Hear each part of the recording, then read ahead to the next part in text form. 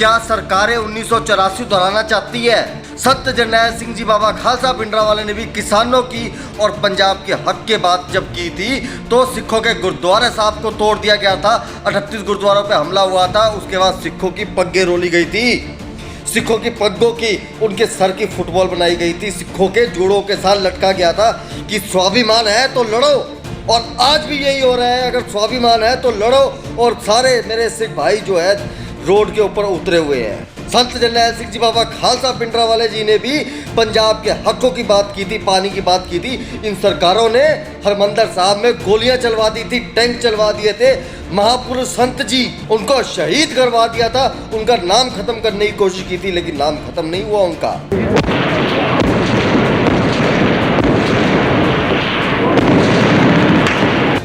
खालिस्तान जिंदाबाद का नारा ला दिया, ताला ला के अंदर ठोक देंगे ने, फिर और की करिए। आज सालों ये मोदी मोदी करना छोड़ दो, मोदी का पिछवाड़ा चाटना छोड़ दो। 21 कंपनियां देश की बिक चुकी है और अब जो है हमारा जो है किसानों की जमीनें भी बेची जाएगी और किसानों को 1 रुपये मुआवजा नहीं मिलेगा। आज किसानों की रोजगार छीने जा रहे हैं। किसानों के रोजगार छीनने का मतलब ये होता है कि हम लोगों को भी भूखा मारा जाएगा। मेरे पास, आपके पास या सरकार के पास चाहे करोड़ों रुपए हो जाए, लेकिन अन्न तो किसान ही उगाएगा। गूगल से डाउनलोड नहीं हो सकता है अन्न। मित्रों, दोस्तों, कोई वॉलंटियर ले जाओ जी, कुर्सी वाले सीधा कर दो जी, उत्ते थल्ले पिया पिया कहे जिम्मेदारों उतरो उतरो।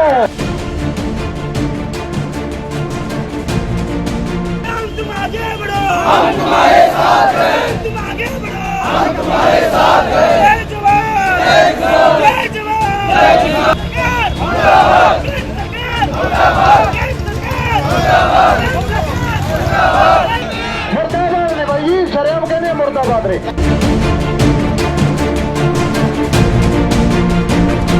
फिर भी सालों तो मोदी मोदी करते हो।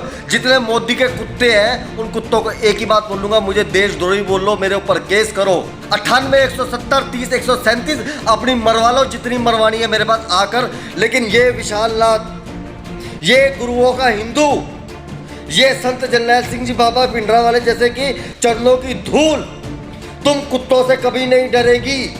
और जहां पंजाब की बात आएगी, पंजाब के सिखों की बात आएगी, सबसे पहले मैं खड़ा हो जाऊंगा। मेरे गुस्से को तुम लोग जगा रहे हो। एक इंसान जब अपने सच और हक की आवाज का खड़ा होता है वो अकेला नहीं रहता है, उसके साथ हजारों लोग जुड़ जाते हैं।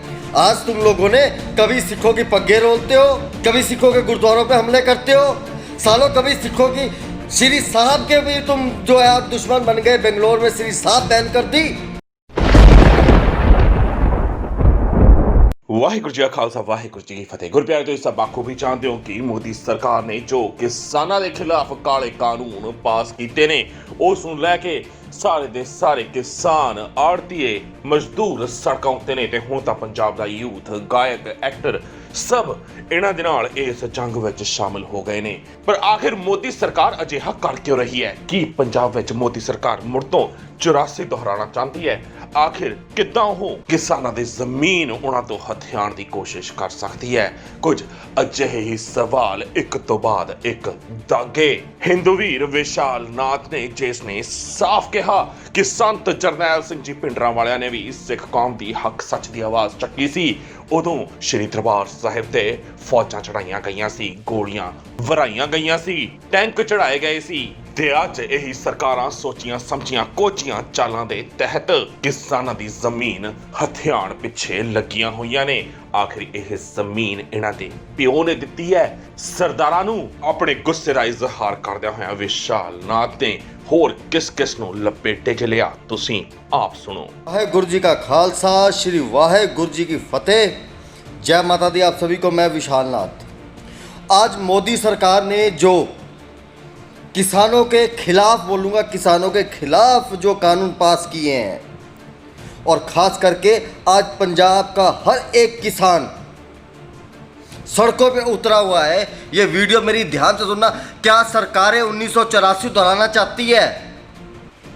संत जरनैल सिंह जी बाबा खालसा भिंडरांवाले ने भी किसानों की और पंजाब के हक के बात जब की थी तो सिखों के गुरुद्वारे साहब को तोड़ दिया गया था। 38 गुरुद्वारों पे हमला हुआ था। उसके बाद सिखों की पग्गे रोली गई थी, सिखों की पग्गों की उनके सर की फुटबॉल बनाई गई थी, सिखों के जोड़ों के साथ लटका गया था कि स्वाभिमान है तो लड़ो।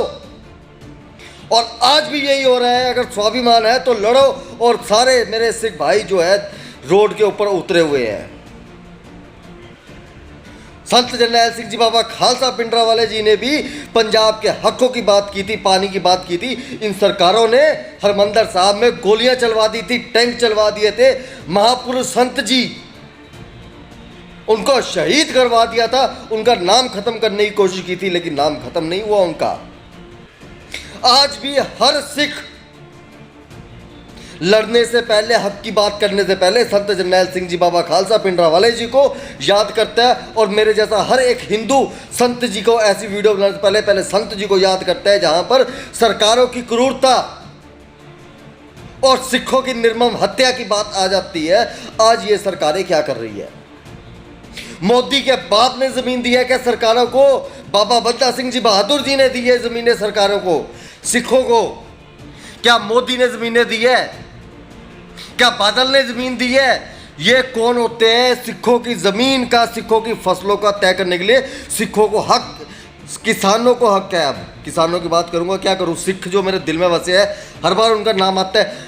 पंजाब, पूरे भारत के किसानों को हक है वो अपनी फसल को जलाएं, उसको नाले में फेंके, 10 रुपये में बेचे, 1000 रुपये में बेचे, जहां मर्जी बेचे, वो सारे के सारे किसानों को हक है। लेकिन मोदी सरकार आज उनका हक छीनना चाह रही है।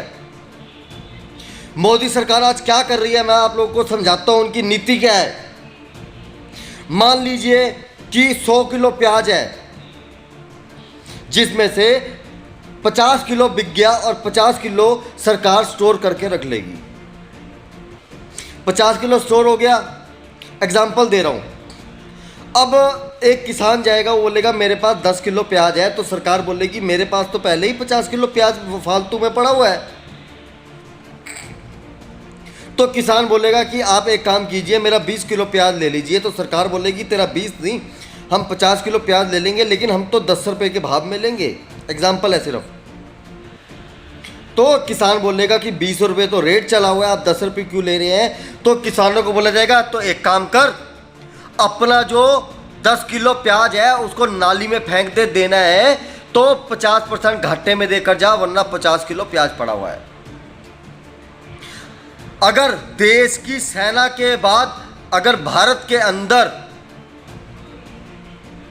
अमन और शांति है, किसानों की वजह से, इन कुत्ती सरकारों की वजह से नहीं है, हरामखोर सरकारों की वजह से नहीं है, आज किसानों की वजह से जो है अमन और शांति है। मेरे को गुस्सा बहुत चढ़ा हुआ है, मैं वर्ड ऊपर नीचे कर रहा हूँ, मुझे बहुत गुस्सा चढ़ा है। मुझे वो 1984 का दृश्य नज़र आ रहा है, जहाँ पर पूरे के पूरे सिखों की साथ खिलवाड़ किया गया। आज भी सिखों को ख़त्म करने की कोशिश की जा रही है। बात सिर्फ इतनी सी है कि पहले गोलियां चलाई, आज भूख की गोलियां चलाई जा रही है। तो किसानों को अगर बोला जाएगा कि भाई अगर तुम्हारा ये 10 किलो प्याज है तो देना है तो 10 रुपये में दे दो, 2 रुपये में दे दो, वरना 50 किलो प्याज तो हमारे पास पड़ा हुआ है। तो किसान बेचारा कहाँ पर जाएगा? हम बोलते हैं कि ये किसानों की प्रॉब्लम है, किसान भुगतेंगे। हम बोलते हैं कि हम सब नॉर्मल पर्सन, बिजनेसमैन पर्सन, हम सब की जो है ये मुसीबत है, क्योंकि फौज के बाद किसानों की वजह से ही अमन और शांति है। किसानों की वजह से अमन शांति है। अगर आज चावल 1000 रुपये किलो हो जाएगा, प्याज 1000 रुपये किलो हो जाएगा, आटा जो है 500 रुपये किलो हो जाएगा सरकारों के हिसाब से, तो गरीब आदमी क्या खाएगा? गरीब आदमी तो खून करेगा एक दूसरे का, मारेगा एक दूसरे को। क्या रह गया इसके बाद? तो हम सारे हिंदू, मेरे जैसे सब हिंदू किसानों के साथ हैं। और अब समय आ गया है कि मेरे जैसे बंदों को भी रास्ते पे उतरना पड़ेगा। मेरे जैसे बंदे इसलिए बोल रहा हूं कि मैं ना तो किसान हूं ना बिजनेसमैन हूं, हम तो भगत लोग हैं, भगती करते हैं। आज सिमरनजीत सिंह ने जो बोला है, सिंह साहब ने बोला है कि खालिस्तान, तो जब इतना सब कुछ हो रहा है तो सिख खालिस्तान की मांग क्यों ना करें। सिख खालिस्तान अगर बोलते हैं तो क्या गलत करते हैं? क्योंकि आज सबसे बड़ा कोहराम पंजाब के ऊपर है, क्योंकि भारत में सबसे ज़्यादा अन्न पंजाब में उगाया जाता है।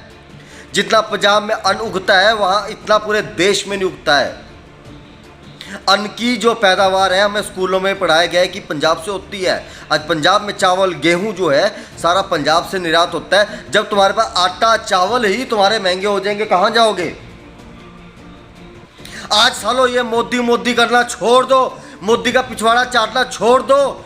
21 कंपनियां देश की बिक चुकी है और अब जो है हमारा जो है किसानों की ज़मीनें भी बेची जाएगी और किसानों को 1 रुपये मुआवजा नहीं मिलेगा। आज किसानों की रोजगार छीने जा रहे हैं। किसानों के रोजगार छीनने का मतलब ये होता है कि हम लोगों को भी भूखा मारा जाएगा। मेरे पास, आपके पास या सरकार के पास चाहे करोड़ों रुपए हो जाए, लेकिन अन्न तो किसान ही उगाएगा। गूगल से डाउनलोड नहीं हो सकता है अन्न, किसी व्हाट्सएप से, किसी भी आरोग्य सेतु से या मोदी के या सरकार के ऐप से जो है अन्न डाउनलोड नहीं होगा। वो जो है किसान ही हमें अन्न दे सकते हैं। आप लोग ये सोचिए, आज जीडीपी -24% है, माइनस। फिर भी सालों तो मोदी करते हो। जितने मोदी के कुत्ते हैं उन कुत्तों को एक ही बात बोलूंगा, मुझे देशद्रोही बोल लो, मेरे ऊपर केस करो। 98, 170, 30, 137 अपनी मरवा लो जितनी मरवानी है मेरे पास आकर। लेकिन ये विशालनाथ, ये गुरुओं का हिंदू, ये संत जरनैल सिंह जी बाबा पिंडरा वाले जैसे कि चरणों की धूल तुम कुत्तों से कभी नहीं डरेगी। और जहां पंजाब की बात आएगी, पंजाब के सिखों की बात आएगी, सबसे पहले मैं खड़ा हो जाऊंगा। मेरे गुस्से को तुम लोग जगा रहे हो। एक इंसान जब अपने सच और हक की आवाज का खड़ा होता है वो अकेला नहीं रहता है, उसके साथ हजारों लोग जुड़ जाते हैं। आज तुम लोगों ने कभी सिखों की पग्गे रोलते हो, कभी सिखों के गुरुद्वारों पे हमले करते हो, सालों कभी सिखों की श्री साहब के भी तुम जो है आप दुश्मन बन गए। बेंगलोर में श्री साहब बैन कर दी। सिखों की देग जिसे किरपान बोला जाता है, उनके दुश्मनों की किरपान ने क्यों रखी है, पगड़ियां क्यों सजाई है इन लोगों ने? इन लोग बोलूंगा सिखों को, ये धरती के महापुरुष है। आज तुम लोग, आज जहां पर पंजाब का 60% जो है सिख जो किसान है, आज तुमने सिखों के ऊपर हमला किया है, सिखों के घरों पे हमला किया है। और सिख अब इसकी आवाज उठाएंगे। हरामखोरों, तुम वोटर कैलेंडर से उन पे हमला करोगे, कल को सिखों पे गोलियां चलेगी, कल को सिखों को जेल में डाला जाएगा। आज सिख ऐसी कौम है, सुन लो, सिख ऐसी कौम है कि सिखों के भाई जगतार सिंह हवारा के ऊपर केस खत्म हो गए, लेकिन वो भाई, वो जत्थेदार आज भी जेल के अंदर है। केस खत्म होने के बाद भी बेल नहीं मिल रही है। सिख 20 साल, कई सिख ऐसे हैं जिनकी सजाएं खत्म हुए 5-5 साल हो गए, लेकिन सिख आज भी कहां पर है? जेलों के अंदर केस खत्म होने के बाद। तुम्हारी क्या दुश्मनी हरामखोरों सिखों से? क्यों सिखों को खत्म करना चाहते हैं? सिख, क्योंकि सिख ईमानदार है, सिख लड़कियां नहीं छेड़ते, सिख बहू बेटियों की रक्षा करते हैं। सिखों ने हिंदुओं की रक्षा की, सिखों ने मुसलमानों की रक्षा की। आज ननकाना साहब में भी सिखों की बेटी को, हेड ग्रंथी की बेटी को जो है टारगेट बनाया गया। किसके दम पर? इस मोदी हरामखोर के दम पे बनाया गया। सरकारों की क्या हिम्मत, पाकिस्तान की क्या हिम्मत जो हिंदुस्तान की बेटी को हाथ लगा दे। ये सब मोदी के आने के बाद हुआ। तो मेरे भाइयों, एक ही बात बोलूंगा, मरना पड़ेगा, हम साथ हैं। मेरे जैसे, मैं विशालनाथ साथ हूं, मरना पड़े जो करना पड़े। अब राष्ट्रपति इस पे साइन कर देगा तो राष्ट्रपति की पूरी गलती होगी। ये बादल सरकार है, ये सरकारें गिरनी चाहिए। और मैं पंजाब के लोगों को एक बात बोलूंगा कि मेरे भाइयों, हर 1980 से और 82 से 84 से पंजाब वासी बोलते हैं बादल सरकार गंदी, बादल सरकार गंदी। अब इस कुत्ती सरकार को यहाँ पे आने मत दो। मेरे ऊपर तुमने जितने केस करने हैं कर लो, जो करना है कर लो। नंबर दे रहा हूँ 98 170 30 137। मोदी के कुत्तों, जगह बता देना, बुला लेना, जो करना है कर लेना। माँ बहन एक करके भेजूंगा, याद रख लेना। लेकिन ये जो तुम आज सिखों के साथ बर्ताव कर रहे हो, सिखों को जो है ज़मीन तुम लोगों ने नहीं दी है, सिखों की अपनी ज़मीन है। और ये सिर्फ और सिर्फ साला सिखों के लिए हो रहा है कि सिखों को तोड़ा जाए। आज फिर तुम लोग चाहते हो कि सिखों पे आज हम गोलियां नहीं चलाओगे, आज तुम भुखमरी की गोलियां चलाओगे, तो ये कभी हो नहीं सकता है। अगर इस देश में, इस पंजाब को तुम भूल गए हो, इस पंजाब में तुम्हारे पिछवाड़े गिल्ले होते थे, तुम सरकारों के इतना खड़कूवाद था, जगह जगह पर पोस्टें लगी होती थी, जगह जगह पे AK-47 MMG गन्ने होती जगह जगह पर। सिखों ने हथियार छोड़े हैं, चलाने नहीं छोड़े हैं। और पंजाब वासियों के लिए भी यही बात बोलूँगा, जितने पंजाब के हैं, चाहे, क्योंकि सबसे बड़ी मार जो है सिखों के ऊपर पड़ रही है। आज मैं ये बोलूँगा, यूपी बिहार के किसी सिख का वीडियो नहीं है, लेकिन ये यूपी बिहार वालों के वीडियो आ रहे हैं, बहुत अच्छा है। और सबसे पहले बोलूँगा, दिलेर मेहंदी जैसे कुत्ते तेरे को 20 लाख रुपए एक शो का मिलता है, हरामखोर। तू दिखा रहे हैं, ये देखो, ये मेरी गेहूं, ये मेरी सरसों। हरामखोर, अगर इतना ही तेरे गेहूं सरसों उड़ रहा है तो थोड़े नाच गा क्यों रहा है? तेरा भाई लड़कीबाज मिक्का सिंह लड़कीबाज, औरतों की चुम्मियां लेता फिरता है, केस कत्ल कराए हुए हैं। तुम लोग सालों इतने पंजाबी हो तो तुम लोग खड़े होते हैं देश के साथ, तुम लोग गद्दार हो। मुझे नहीं पता मैंने इस वीडियो में क्या बोला है, लेकिन मुझे इतना गुस्सा चढ़ा हुआ है इस वक्त कि मैं माँ बहन की गालियां रोक रहा हूं। सिख ना 1984 में टूटे थे, ना आज टूटेंगे। जब तुमने सिखों की दस्तारों के साथ खेला, उनकी पगड़ियों के साथ खेला, सिखों की इतनी इतनी बोटियां कर दी, उनके आज नाखून उड़ा दिए, सिखों के बंद कटा दिए। सिख तब भी नहीं झुके और आज भी नहीं झुकेंगे। तुम्हें अपना कानून छोड़ो सालो, देश छोड़ के भागना पड़ेगा। ये सिख है जिन्होंने इंदिरा गांधी नहीं छोड़ी थी, ये तो मोदी है। इंदिरा गांधी से सिक्योरिटी नहीं है बेटा तेरे पास भी। आज ये हिंदू राष्ट्र, ये मुद्दा उठेगा, हिंदू राष्ट्र का मुद्दा लेके आएगा। पहले सिखों की 90% जो है कुर्बानियों का तुम लोग हिसाब लेकर आओ। वो 90% कुर्बानियाँ कहाँ पर जाएगी सिखों की, उसके बाद हिंदू राष्ट्र बनाओ। अब मेरे को बोलो तुम लोग कि मैं हिंदू नहीं हूँ, नहीं हूँ मैं हिंदू, मैं ऐसा हिंदू नहीं हूँ जो मेरे सिखों के, मेरे सिख भाइयों के खिलाफ जाएगा। उसके लिए मैं कोई हिंदू नहीं हूँ, मैं सिर्फ इंसान हूँ। मेरे सनातन धर्म 9वें पातशाह 10वें पातशाह का दिया गया है। इसलिए जब सिखों को ज़रूरत पड़ी, हिंदुओं को ज़रूरत पड़ी तो सिख साथ थे। आज हम सब हिंदुओं को सिखों के साथ खड़ा होना चाहिए, चाहे हम बिजनेसमैन हैं, चाहे जो मर्जी हैं। बहुत जल्दी मैं रोड पे नज़र आऊँगा, लेकिन मैं रोड पे खड़े होकर वीडियो बनाने में विश्वास नहीं रखता हूँ। तो बस इतना ही बोलूँगा, ये जो कानून है इसको वापस लेना ही पड़ेगा। हम सिखों के साथ ये अत्याचार नहीं होने देंगे, क्योंकि पंजाब में 70 से 80% सिख ही है जो ये कारोबार कर रहे हैं। 70% सिखों को एकदम साफ करने की साजिश है। इंदिरा गांधी ने 40% बोला था कि 40% सिख तो खत्म हो ही जाएंगे। जनरल बरनार्ड ने भी बोला था। संत जरनैल सिंह जी बाबा खालसा पिंडरावाले जी को नमन करता हूँ, जिन्होंने सिखों की पगड़ियाँ सलामत रखी। और अगर हम मेरे जैसे बंदे को संत जरनैल सिंह जी बाबा खालसा पिंडरावाले जी के नक्शे कदम पे भी चलना पड़ेगा, हथियार भी उठाने पड़ेंगे, तो आज मैं बोल रहा हूँ, मैं उठा लूँगा। मेरे आगे पीछे रोने वाला कोई भी नहीं है, और जो होगा भी उसको 7 पुश्ते मेरी कमा के खाएगी, इतना मैं दे चुका हूँ।